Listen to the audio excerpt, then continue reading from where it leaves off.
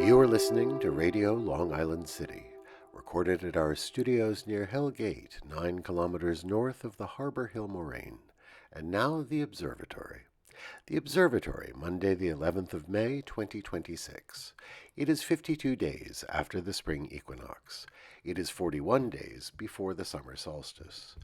In today's episode, bird baths, Christmas, the Great Pullman Strike, the Bronx Museum of the Arts, the Noguchi Museum, and Martha Graham. The sun rises today at 5:42 a.m. Solar noon takes place today at 12:52 p.m. The sun sets today at 8:02 p.m., civil twilight ends at 8:33 p.m., and nautical twilight ends at 9:11 p.m. The length of daytime today is 2 minutes 4 seconds longer than yesterday. The moon is in its waning crescent phase and is 32% full at midday. The moon rises today at 2:46 a.m., and then it sets at 2:13 p.m. These are the predicted tides today for Horns Hook. In the morning, high tide, 6 a.m., 1 meter 34. In the afternoon, low tide, 12:13 p.m., 15 centimeters. In the evening, high tide, 6:34 p.m., 1 meter 46. This is the Monday Reservoir Report for New York City. The Delaware Watershed, Cannonsville, 100% full. Papacton, 99%. Neversink, 100%. Rondout, 96%. The Catskill Watershed, Schoharie, 101%. Ashokan, 99%. The Croton System, 100% full. In our shared realm of plants and animals, the day after some very hard rain, pigeons are bathing together in a small puddle in the parking lot by Broadway Station. 3 large males sit cheek by jowl in the shallow water. They are puffed up, pushing their feathers apart. At intervals, one will dip his head into the water and shake his body, splashing the water on himself and his companions. If you look into bird bathing habits, they turn out not to have been studied very much by scientists. But it's believed that they wash their feathers to remove dirt and the little mites that can nibble on and damage delicate feathers.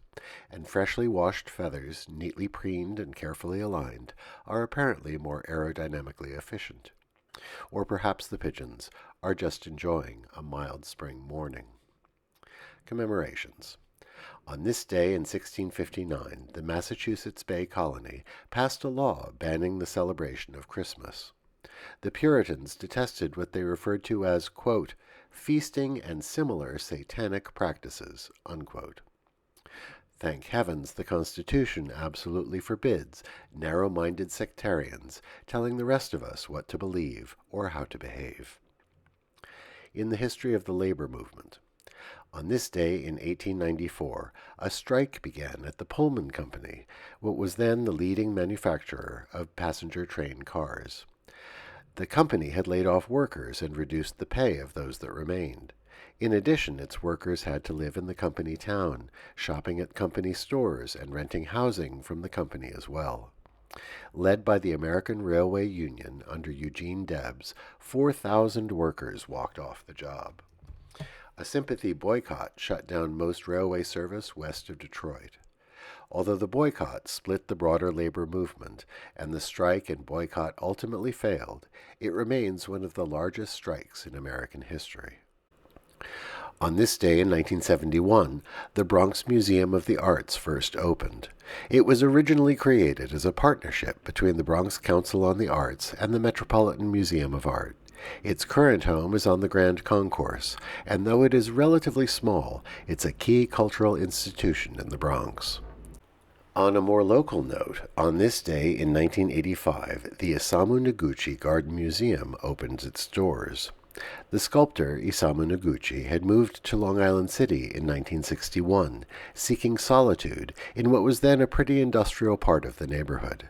He would later buy a disused photo engraving factory and derelict gas station across the street, which he would transform into the museum. He was motivated to create a space unlike a traditional museum.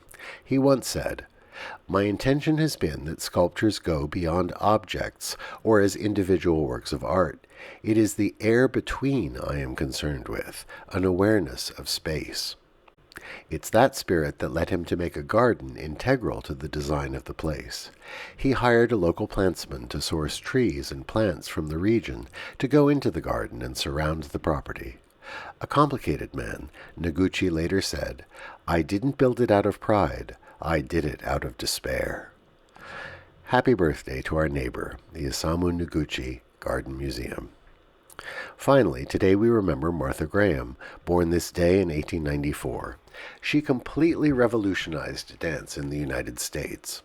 She once said, "Dance followed modern painters and architects in discarding decorative essentials and fancy trimmings.